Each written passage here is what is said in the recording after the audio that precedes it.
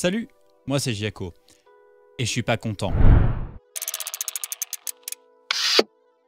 En effet, en discutant avec Mortanos, un post streamer que vous retrouverez juste ici, j'ai remarqué que lui et nombre de ses camarades, notamment moi au début, disposaient de problèmes à accorder leur fréquence d'échantillonnage sur toute leur chaîne de traitement audio.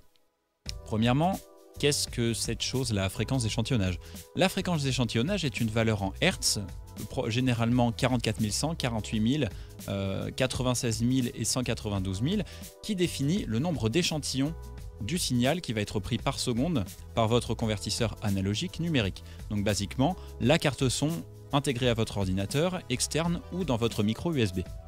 Cette valeur très importante et propre au fonctionnement de l'audio numérique est standardisée dans le monde de la vidéo et du streaming à 48 000 échantillons par seconde, 48 kHz. Pourquoi donc monter au-dessus alors que la précision rajoutée à l'enregistrement ne s'entendra pas sur votre stream ou sur votre vidéo, que ça demandera plus de charge processeur pour faire la conversion de 96 000, 192 000 ou autres vers 48 000?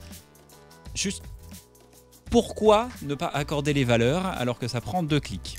Je vous propose donc, pour ceux qui se sentiraient perdus sur où trouver ce réglage, de nous rendre dans les différentes zones et sections de Windows et des logiciels que vous utilisez généralement vous streamers pour accorder cette saleté de chiffres.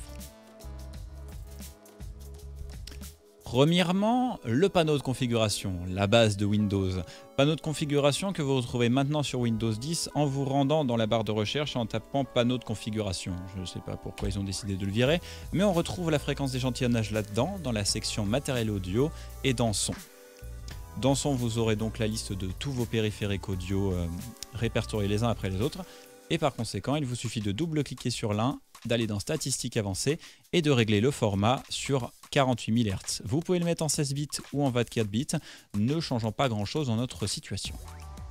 Le deuxième endroit le plus commun où vous irez probablement chercher ce petit réglage est dans Voicemeeter, logiciel de chez VB Audio que vous connaissez probablement, et dans les options System Settings et Preferred Main Sample Rate que vous mettrez sur 48 000 Hz.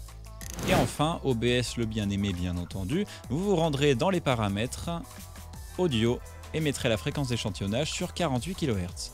Alors, nom de Dieu, de bon Dieu, si c'est aussi simple que ça, pourquoi est-ce qu'il vous a fallu tant de temps tous pour prendre la décision de « je vais mettre la même valeur partout ». J'essaie de vous comprendre. Plus sincèrement, j'espère que cette vidéo vous a plu, n'hésitez pas à l'aimer, à la partager, à commenter votre avis sur des petites vidéos simples et courtes dans ce format, et puis à vous abonner à ma chaîne YouTube, Twitch, à me follow sur Twitter pour être tenu en avant-première de tous les tournages et de toutes les réalisations que je fais, et si vous avez la possibilité, allez regarder quelques petites publicités sur ma page Utip.